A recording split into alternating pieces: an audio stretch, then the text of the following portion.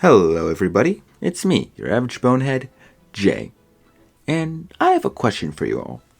What is the best movie of all time? Trick question, it doesn't exist. Yeah, I'm one of those firm believers that there's no such thing as the best movie ever. Because there's so many variables that fall into play when it comes to discussing movies that are great. I mean, there are objectively great and amazing films, but I don't think there is a best movie, because what appeals to some won't appeal to others.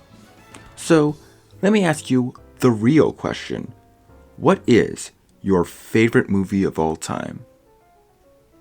As for me, my answer is the 2012 Disney animated movie, Wreck-It Ralph. Okay, gang, see you next week. I love this movie. I love everything about it, from the characters, the setting, the story, how well it manages to mesh all these classic and iconic video game characters together without making it feel like it's trying to sell you something. To me, this is my favorite movie ever. And I want to tell you all why. So, take a seat and listen up. And this is why Wreck-It Ralph is my favorite movie of all time. Let's begin. Our story begins at Litwack's Arcade, as we get some narration from our main character, Wreck-It Ralph, voiced by John C. Reilly. He's been the bad guy of the arcade game Fix-It Felix Jr. for 30 years now, and after all this time and not having any respect to show for it, he's kind of justifiably getting sick and tired of it. I mean, the man lives in an actual dump, even when the game isn't being played, as Ralph explains his problems to the other video game bad guys. And right off the bat, we can already see one of the many beauties of this movie. The fact that it could just so naturally have characters like Bowser, Eggman, and Bison all just sitting in the same room talking to each other, and at no point does it feel like you're being marketed to, and it honestly feels like they're just respecting the characters. It just feels so great to see. So yeah, I applaud you, Disney. That's really good that you were able to pull that off. So the other bad guys tell Ralph that on a daily basis they go through a similar thing, so he shouldn't feel alone on this. Ralph explains that today is actually the 30th anniversary of his game, and I'd be crazy to miss this joke. Happy anniversary, Ralph. Thanks, Satan. It's 13, actually. Got it. This is one of the funniest movies I've ever seen, but then Ralph drops a bombshell on them. I don't want to be the bad guy anymore. They warn Ralph not to go turbo, and then Clyde says this. We can't change who we are, and the sooner you accept that, the better off your game and your life will be. And this is the most important takeaway of the movie, at least to me. This is one of the most mature messages I've seen in a Disney movie up until this point. The usual cliche for most Disney movies is the classic follow your dreams. There's obviously sometimes where they'll say you have to try or never give up, but Wreck-It Ralph is a different story. It's basically saying sometimes life sucks and you can't change that, but you can at least make the most of it. And we will continue to see this theme explored throughout the movie as Ralph will learn to accept who he is. One game at a time, Ralph. So then the bad guys close out with the bad guy affirmation, and we get our title, and a pretty creative way of how it disappears. Like a little detail I find cool is that since they're in Pac-Man and everything's dark in there, the top part of the room they're in doesn't have a roof, so it creates the illusion of that the screen is more in 3D, so it creates the illusion that Eggman is in front of the screen. That's actually really cool. After some pretty cute sprite animation of Ralph, we see the bad guys exit Pac-Man, but more importantly, we just get to see how ingenious this movie's world building is. You see, a movie about a secret world of non-sentient people who really are sentient when the humans aren't looking is nothing too original, but it's what Wreck-It Ralph does with this concept is makes it so ingenious. A character can exit their game through their game's plug, like a monorail, that leads to the power outlet they dub Game Central Station, which is where all the other games are connected to. This is what allows these game characters to go into other games. And I find this so ingenious, but not as ingenious of how they showcase all the main areas in this movie. Each major area that the story goes to introduces it through some gorgeous panning shots to really let you see how big this world actually is. But out of all of them, my favorite, and one of my favorite shots in all of cinema, is when we see Game Central Station.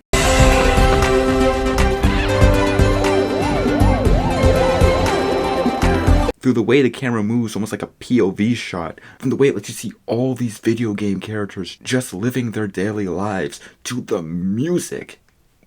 It actually, seriously, makes me tear up every time I see it. Another thing I think many people do when watching this movie is play Spot the Reference. Anyways, after some more funny shenanigans, Ralph walks through Game Central Station and we get some pretty good exposition that's done really creatively. Basically, it's saying that if a character goes outside their game and dies, they will not regenerate. Which makes sense, but I love how they get this message across by having a literal Sonic Says. Like I said, the fact that we can have a world where characters like Sonic, Dig Dug, Ryu, and Skrillex all can just coexist so perfectly, and it just feels natural, once again, without feeling like marketing. It's just so cool. On a side note, I love the scene when Ralph is walking through Game Central Station. Other characters are of course scared of him because he's a bad guy, but when Ralph walks by the two enemies from Dig Dug, he gives them this look. And I've always kind of interpreted it that Ralph is upset that not only does he always get chastised for being a bad guy, these guys who are bad guys are just free to just walk around and no one really cares. You can almost like you can hear him thinking it's because these guys don't look threatening. It really does help with showing how wrong the views of this world are and how they will later be challenged and fixed later on in the movie. However, we do see that Ralph once again, genuinely is a good person, as he gives a cherry from Pac-Man to Q*bert and the enemies from his game after their game got unplugged, leaving them homeless. It once again is very important to show because 1, it shows the genuinely good side of Ralph that will be explored on later on in the movie, and 2, it establishes Q*bert, who actually is one of the few real video game characters that's actually important to the story. It's within Fix-It Felix Jr. where we see, well, Felix, voiced by Jack McBrayer, as well as the people of this game's world, the Nicelanders. And with the introduction of the Nicelanders, it really becomes apparent how stylized this movie actually is with its animation. But I'm not really fit to talking about animation that much, so I will now pass the mic over to my sister, raynekatsune. Oh my god. I'm a real entity now. Weird. Now I get to sing my praises for this film as a slimy, inky squid girl. Anyways, my name is Rayne, and I'm an animation student, so obviously I know everything about animation, right? No, and I don't think I do. But I do know more than the average squid. Well, it's time to move on to the main course, the animation. Now, I would love to go on about how much I absolutely love this film, but I'm gonna leave that over to Jay. He's probably already told you all about it anyway. I really want to start off with something special, the models. I am not the best with modeling, but I do understand character design and how a model can greatly increase a character design. I want to start off with Ralph. And if you ever take a look at him, he's built off of squares, big squares. A lot of his shapes are sharp, but not like triangles where it's like he's threatening. It's just like big, broad, and sharp. Vanellope, she's made out of entirely circles and squishy shapes. Everything on her is squishy and cute and soft, but there's one difference, her skirt. It makes it so her personality really shines through. Her super witty side, Turbo, he's mostly made out of rectangular and triangle shapes, I could think. That's what I'm seeing. A lot of the shapes on him are supposed to be very sharp, but not as sharp as someone like Calhoun, where she's mostly just made out of triangles, just to give her character that sharpness and threatening aura. Until you actually take a look at her hair, where it has circles and curves on it. And then Felix, he's completely made out of circles. He's super nice, super bouncy, and obviously just so amazing. Now, that's enough of me rambling about how the models are, because frankly I have no idea what I'm talking about, but now time for the details. Now, I love details so much. The characters in the background. Just so beautiful. A lot of the characters in the background are super detailed, but it also makes the world look extremely lived in. Each of the settings have some sort of different atmosphere. Like in Sugar Rush, it is super pink, bright, sugary, you know, as per the name. There is Fix-It Felix Jr., where it looks super night, but it also has that boxy 8-bit aesthetic that you won't get anywhere from any new game, except for like Undertale or something like that. Now to some of my favorite parts, because I absolutely love animating, the movement. Now, character flow is something that is huge in animation. You have to make sure a character can whoosh into one area and whoosh into another and make everything just look absolutely beautiful. But what if I told you that sometimes you have to stylize how that character is flowing? Like Tapper and the Nicelanders. Tapper moves in an incredibly 8-bit freaking blocky style, and it's really awesome and cool. And the Nicelanders also move in that 8-bit blocky style, but it's a little more fluid in their bounciness. They're more up and down, because that's how they are in the game. And then you move on to someone like Ralph. Ralph is way more stiff. He moves like he is a brick. Like he's a house, just grunk, grunk, moving. And Vanellope is way more cartoony, just to juxtapose Ralph's very stern look. The expressions. Now, I don't know a good transition to go into the expressions, but the expressions just look amazing.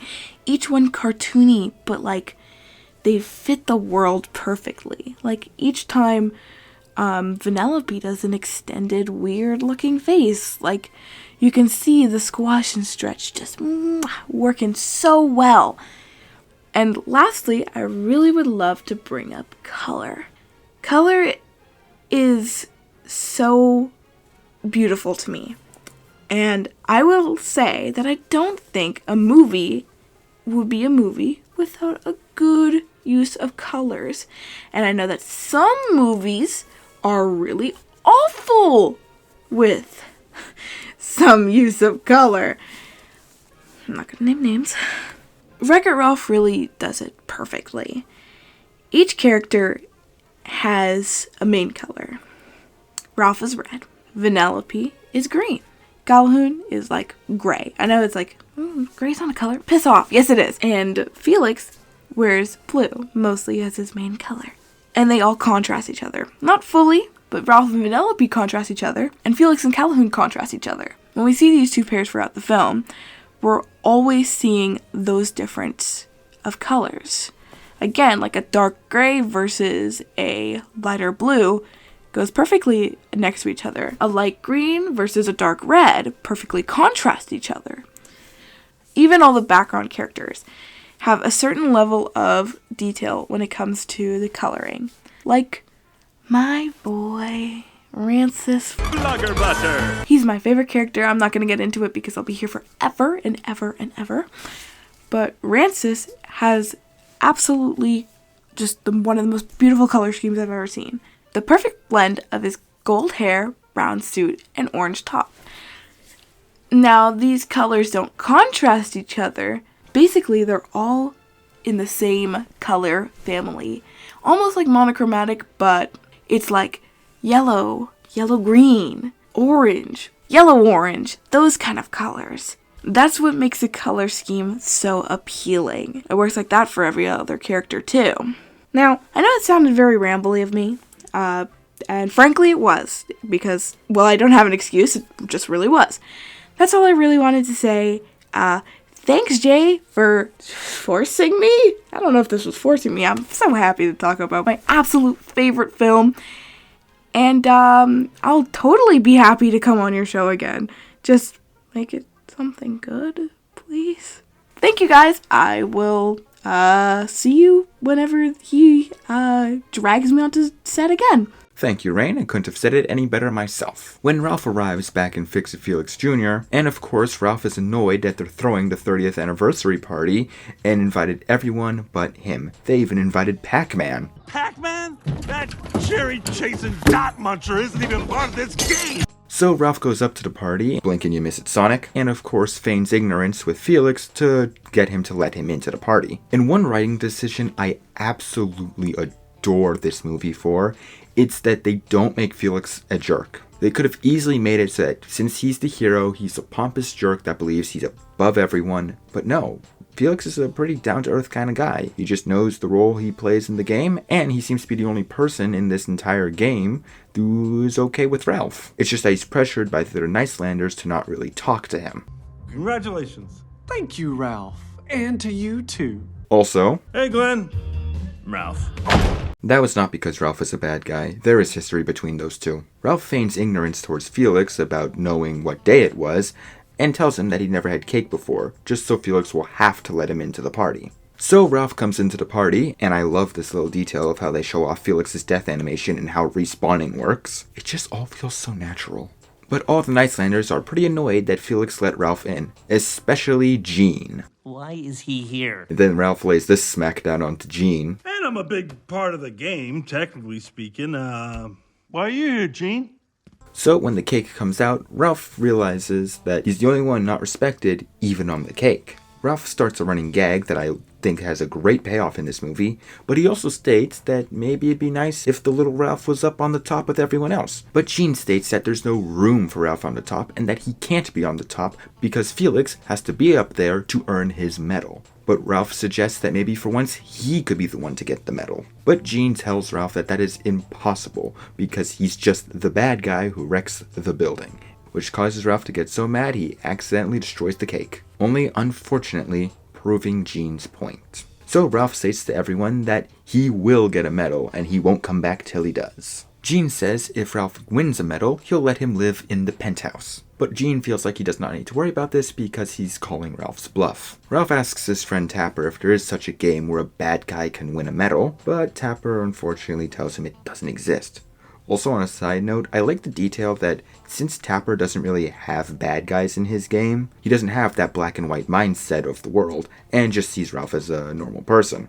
Tapper suggests maybe Ralph can look at the lost and found to see if maybe someone left the medal. Small detail I'll forever love is that you can see Ryu going into the back to use the bathroom, but then in the next scene you can see him passing Ralph headed back to the bar when Ralph is looking through the lost and found. After Ralph's search bears him medalist, he notices a futuristic soldier named Markowski, who's probably programmed by Bethesda, who, even though his game, Hero's Duty, has only been plugged in for a week, he has completely lost his mind of every day being the same thing of climbing the building and fighting bugs. But then Markowski lets it slip that they do this all for a medal.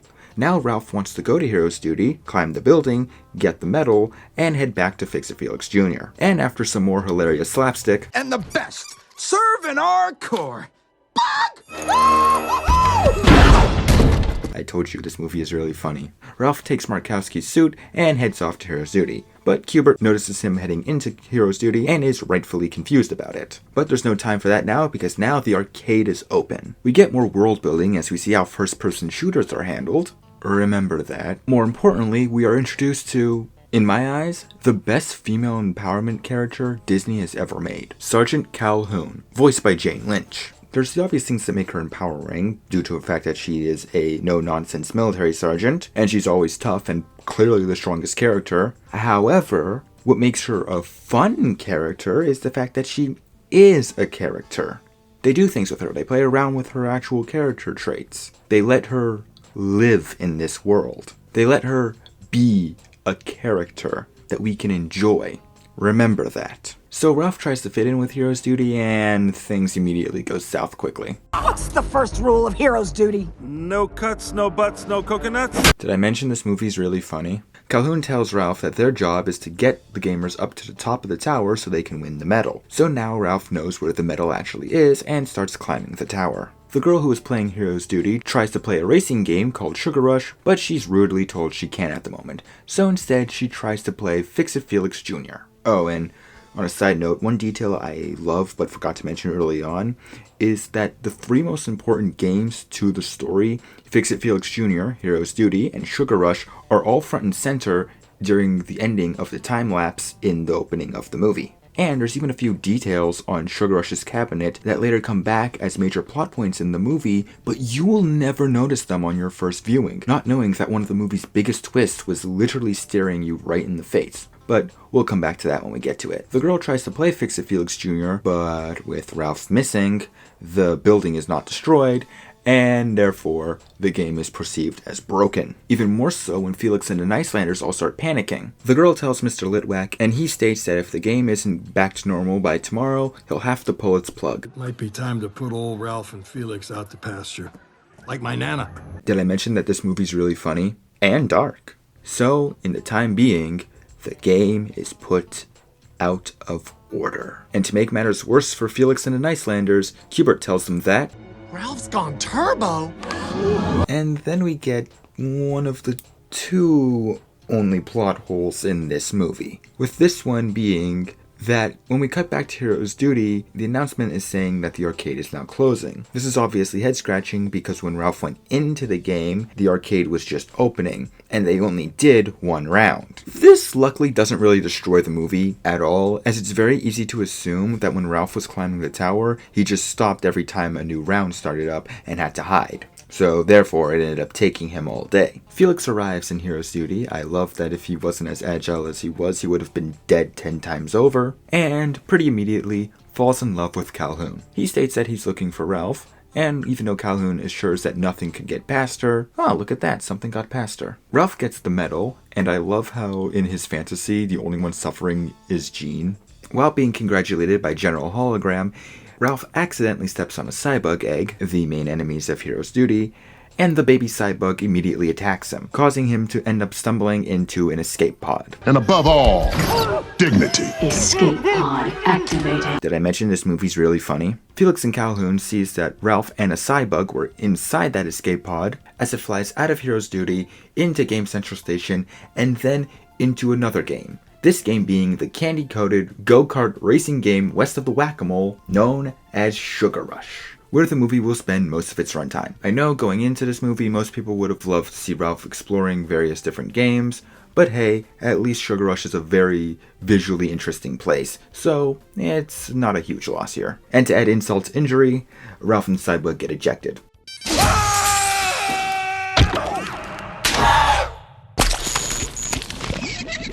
So, with the Cybug apparently down, Ralph realizes that he's missing his medal, and that it was conveniently flung perfectly onto the very top of a candy cane tree. Ralph tries to climb the tree to get his medal back, and then we are introduced to simultaneously the best and worst character Disney ever created. Hey, mister!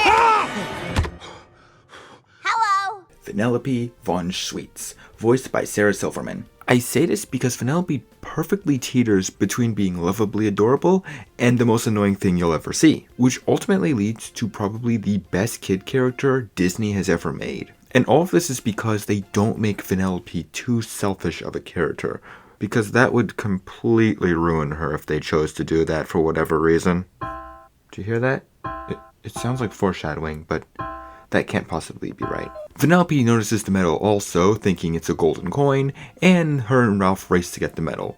Ultimately, Vanellope gets it first, and refuses to give it back to Ralph even after he explains that it's his ticket to a better life. But then we see that something's off about Vanellope. Well, now it's my turn. What the? And because Ralph was holding on to a double-striped candy cane branch, it breaks and he falls into the taffy swamp. Meanwhile, Calhoun explains to Felix that without a beacon, the Cybug that Ralph brought with him into Sugar Rush will destroy the entire game and then every other game in the arcade. What are you, thick? Yes! Wrong! We'd also learned that Calhoun is the way she is because of her programmed tragic backstory where she lost her husband on their wedding day. And I hate to say this, the scene is equally as tragic as it is kinda humorous. I mean, yes, what happened is sad, but come on. She just pulls the gun out of her dress. It's kinda funny. I'm going to hell. And with little convincing, Felix is able to tag along with Calhoun as they both head into Sugar Rush, where everyone is getting ready for the annual random roster race, where they will determine who will be the playable characters when the arcade opens in the morning. And it's here where we meet the other Sugar Rush racers. And I absolutely love these guys. This kind of though leads into a semi-criticism because it's not really a problem. This is more or less just a necessary evil. These guys don't really get any focus. For all having such great designs and unique personalities, the Sugar Rush Racers are more of a plot device in this movie. But that's fine, because we don't want to take attention away from our main characters, and all the attention given to them is what makes this such a great movie. I just kind of wish that maybe after this movie there could have been a lot more stuff involving these guys. One of them got his own book, and it turned out to be great. More things like that, please. And yeah, when I say these guys have their own unique personalities, I mean it. Taffeta's overly competitive, Candlehead's a lovable idiot, Rancis is vain, but also, according to this book, soft and fragile. Gloyd is a prankster. Snowana, my favorite, loves dancing. Guess her style. Crumbelina is the fancy one. Swizzle is a daredevil and even has his own nickname, the Swizz. Adorbweasel likes ice sports and exploring. Jubilina thinks friendship is magic. And Minty always has an ace up her sleeve and even has a Japanese variant. There is just so much untapped potential with these guys. They even have 4 recolors. 2 of Minty, 1 of Adorbweasel, and the other of Jubilina. And even though they don't have bios, they're still treated as their own characters, and I love that. Oh well, I'm pretty sure if they gave this movie a sequel, that'd be the perfect time to explore these guys' personalities a lot more. I'm serious, do you guys hear that? It really sounds like foreshadowing, and I have no idea why. It's also here where we meet the ruler of Sugar Rush, King Candy, who, spoiler alert, is the main antagonist of the film. Hello, my loyal subjects!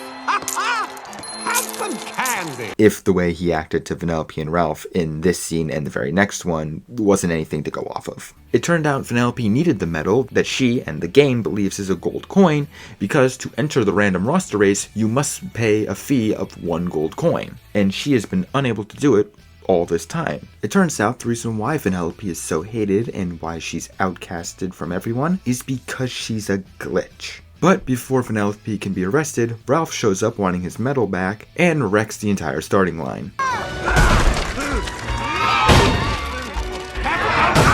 What are you doing? So the race has to be postponed. Ralph gets stuck in a cupcake, and then we get a visual gag that to this day I always find myself cackling at. Guys,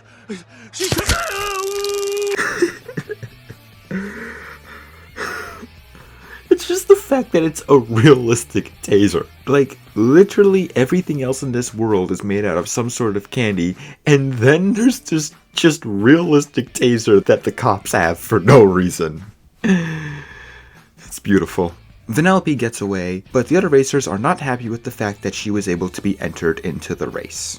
Ralph is taken to King Candy's castle, where we learn that King Candy is clearly crazy. However, once he realizes that Vanellope bought her way into the race by using Ralph's medal, he threatens Ralph that if he ever sees him in Sugar Rush again, he'll lock him in his fungeon. Ralph manages to escape, and after an amazing pun, Call out the devil dogs! followed by an amazing reference,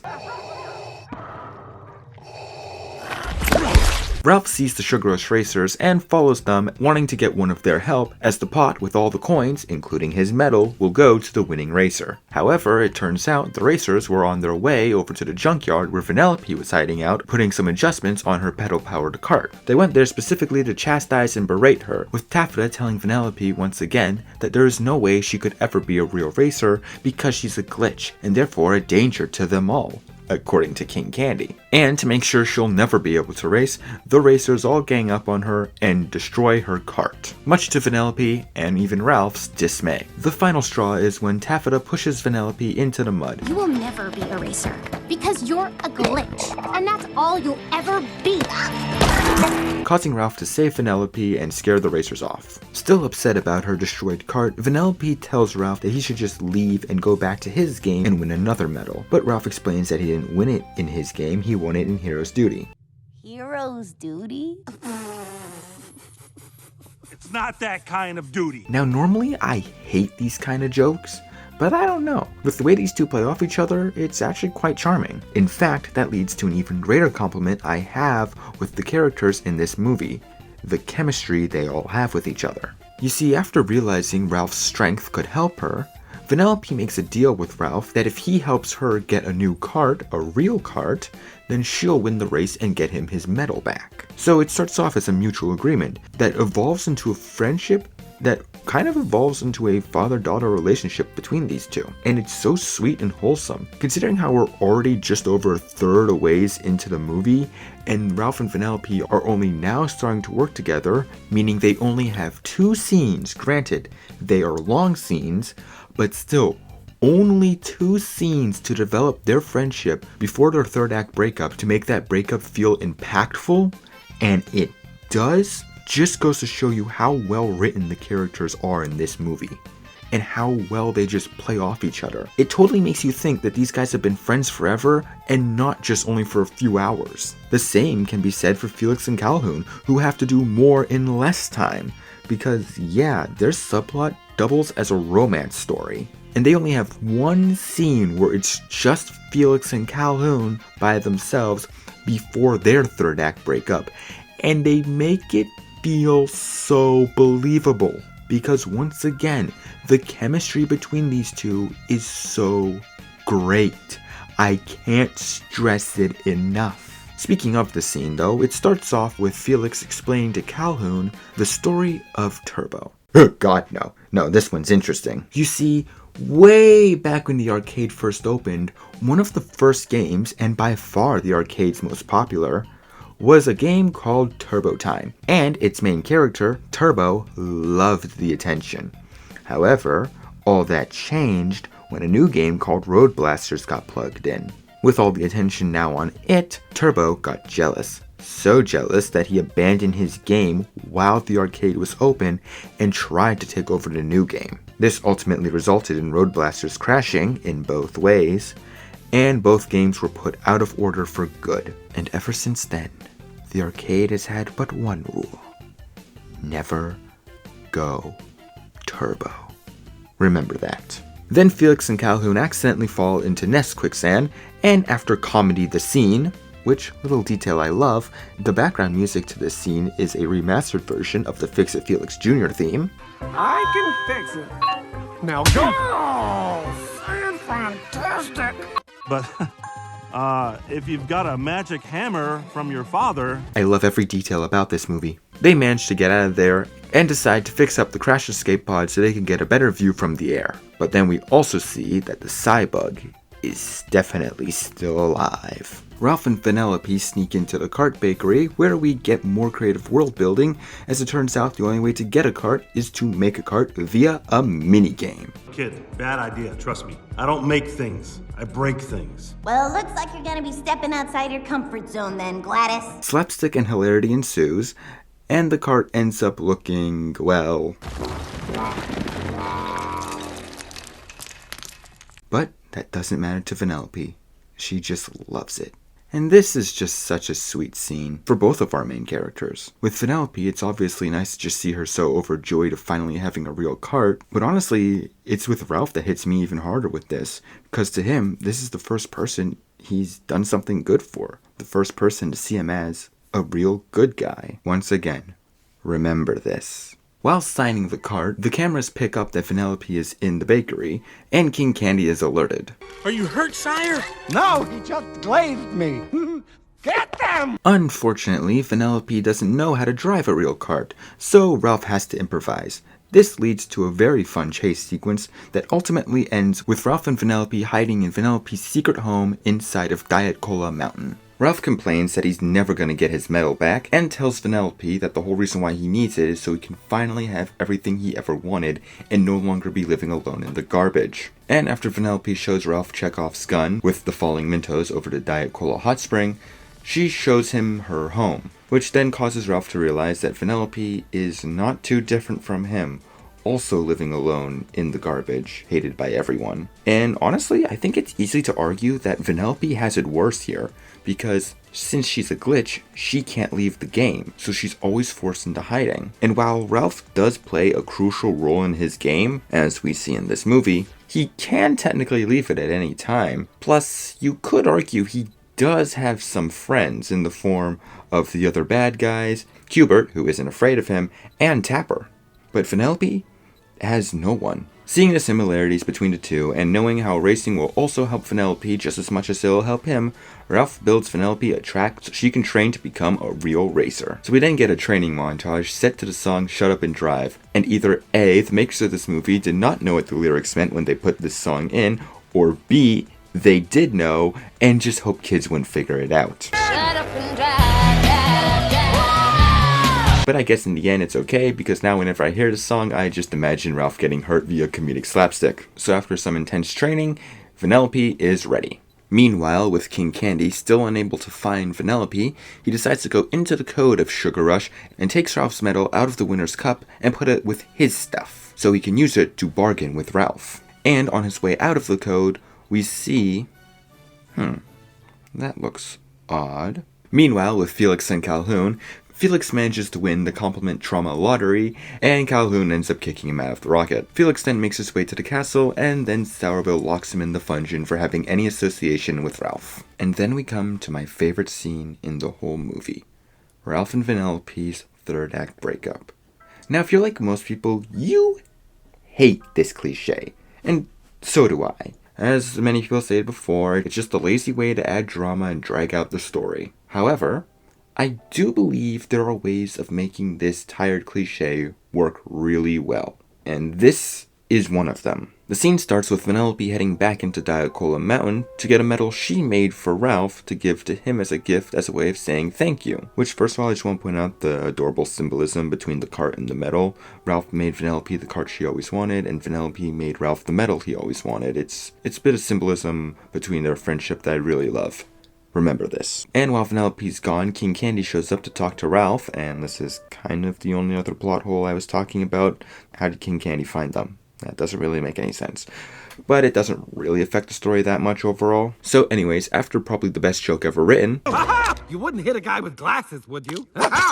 You hit a guy with glasses. That's well played. King Candy gives Ralph his medal back, and tells Ralph that if Vanellope races and wins the race, she will be added to the roster, and when the players see her glitching, they'll think the game is broken and Sugar Rush will be unplugged. However, Vanellope will be the only one unable to escape because she's a glitch, and she'll end up going down with the game. This is what prompts Ralph to destroying Vanellope's cart in front of her, completely breaking her and causing them to split up. Now, on this own, this is already a really sad scene, but the reason why it's my favorite is because of the twists of this movie.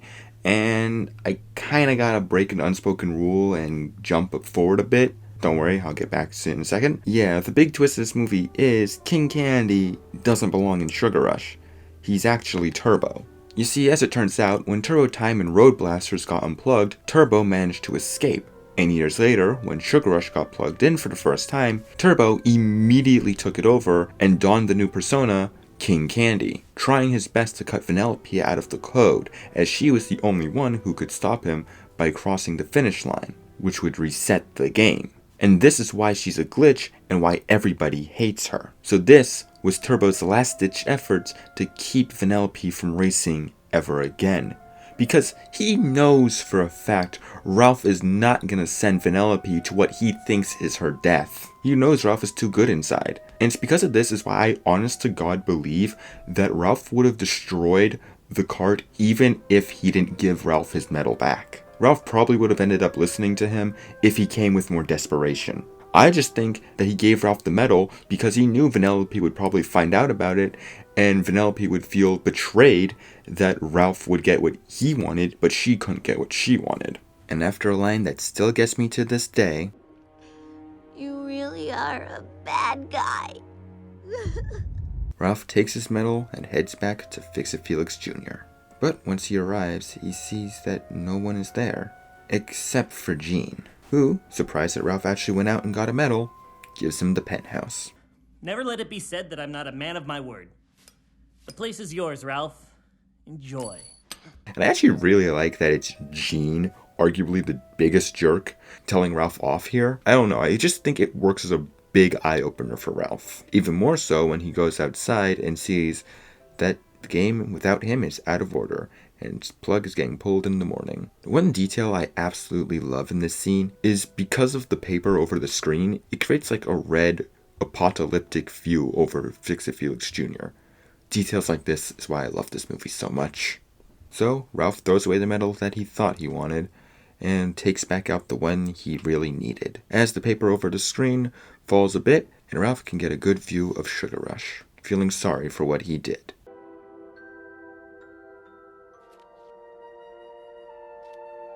But then Ralph notices, wait just a darn second, So Ralph heads back to Sugar Rush and interrogates Sour Bill as he explains that yes, Vanellope was a racer and King Candy tried to delete her code and literally locked away everybody's memories so that there was no way that anyone could remember who Vanellope really was. But Sour Bill does know that if Vanellope does cross the finish line, whether she wins or not, the game will reset and she won't be a glitch anymore. He then tells Ralph that Vanellope and Felix are in the Fungeon, and Ralph takes the pieces of the cart and heads off to find them. Stick around. Yes, okay, I will.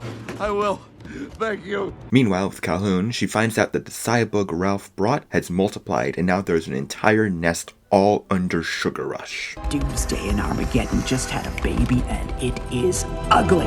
After more comedy, Why do I fix everything I touch?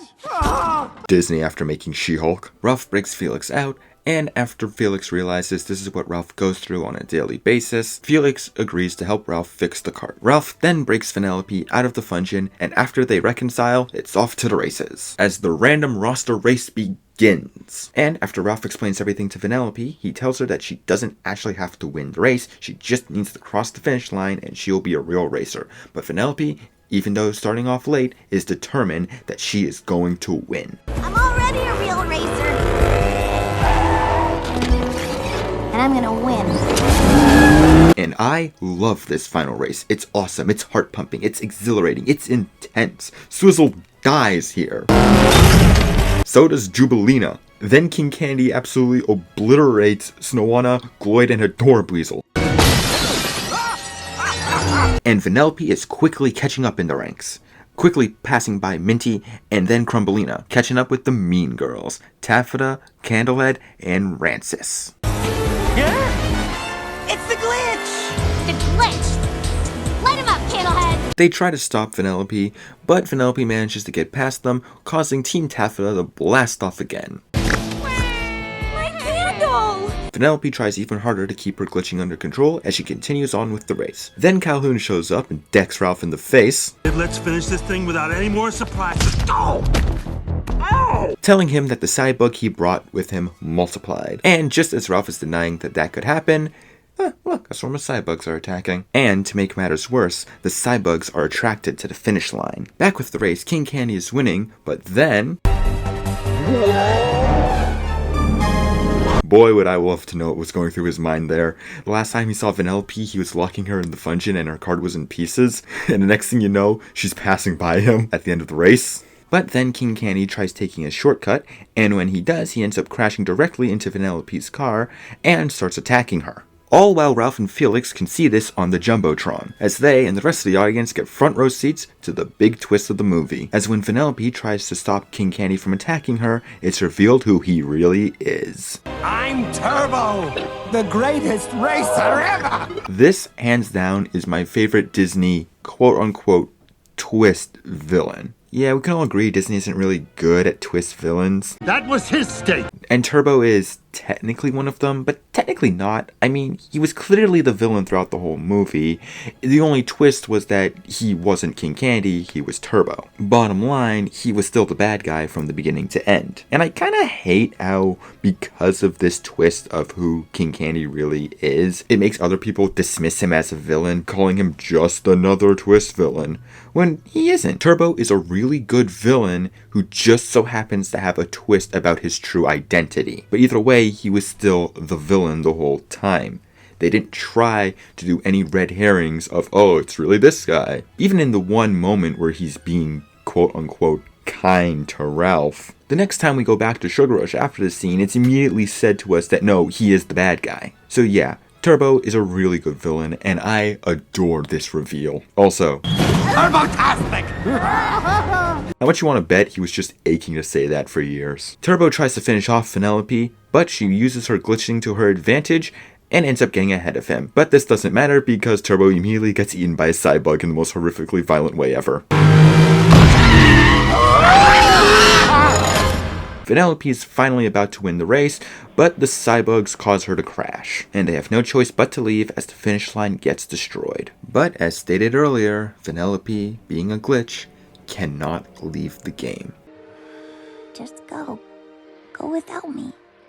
Ralph hears that the only way to stop the Cybugs is with a beacon, and Ralph ends up heading off to Diet Cola Mountain to fire Chekhov's gun, as Felix and Calhoun stay behind to protect Vanellope. But when Ralph gets there, he's confronted by Turbo.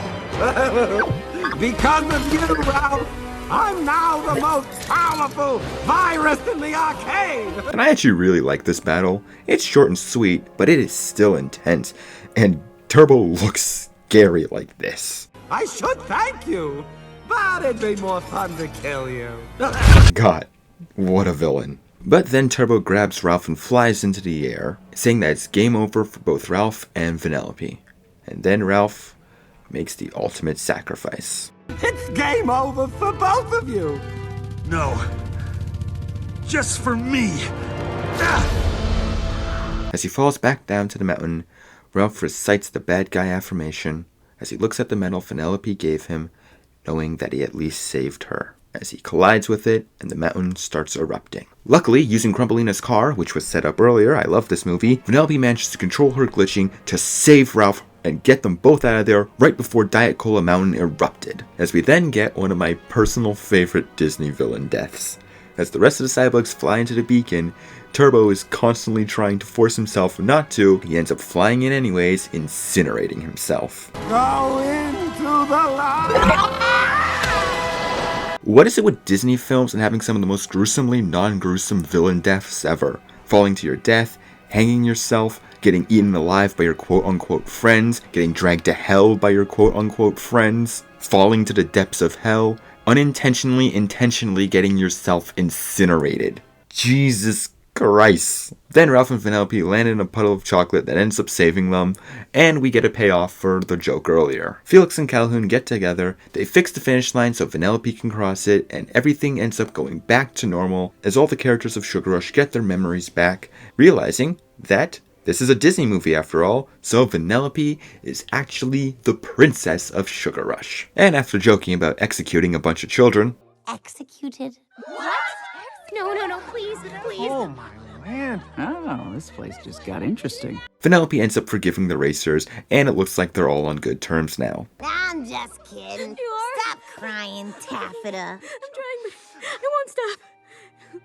I love Sour Bill's face here. But Vanellope decides that she doesn't want to be a traditional princess. She still wants to be a racer. Pardon me for asking, but without a princess, who's gonna lead us?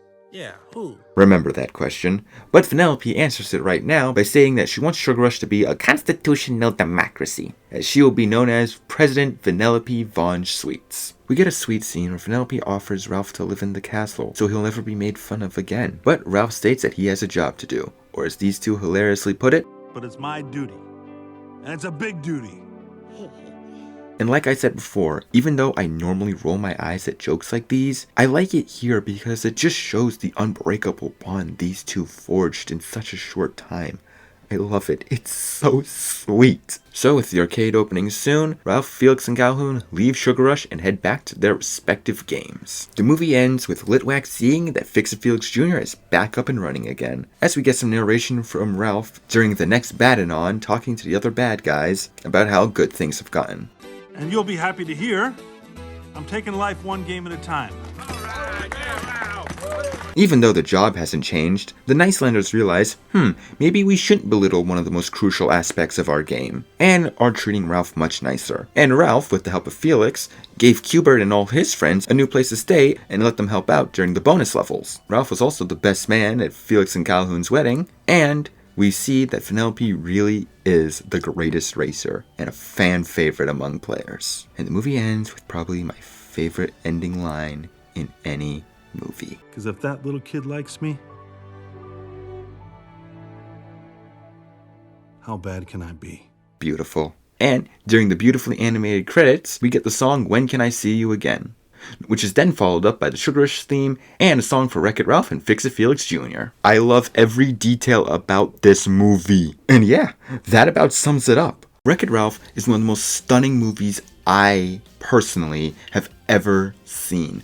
The story is great, the references to arcades and video games in general is amazing, the characters are all perfect with at least one thing that I like about all of them. The villain is threatening, the world is imaginative and perfectly well explained, the animation still holds up 10 years later, the soundtrack is breathtaking. I love this movie. I know I sound like a broken record, but I do. Do not play a drinking game. There are probably objectively other movies that are infinitely better than Wreck-It Ralph, and that's okay, and I can admit that. But in terms of what speaks to me the most, this is the greatest movie of all time for me. I love it. And I hope that anyone who's seen it knows why. And I hope this review explained why. And if you haven't seen the movie yet, what are you waiting for? Boot up Disney Plus and watch this movie now. Whether it be you're a fan of video games or just good storytelling in general, you won't be disappointed. And for now, I think that's all I have to say about this. I'm your average bonehead Jay, and I wish you all good night. Alright, that's a wrap. You know, it's kind of sad. This movie seemed like it would be perfect to get a sequel. I mean, 10 years later, and we still never got one. What's that? No, it didn't. I would have heard about it. Trust me, I'm like the #1 Wreck-It Ralph fan. I would have known if it got a sequel. Huh. Call me impressed. There was a sequel. But how have I never heard of this? I did watch it? Wouldn't I have remembered? Unless, after watching it, I blocked it out of my memories. But why on earth would I do that unless... Oh no.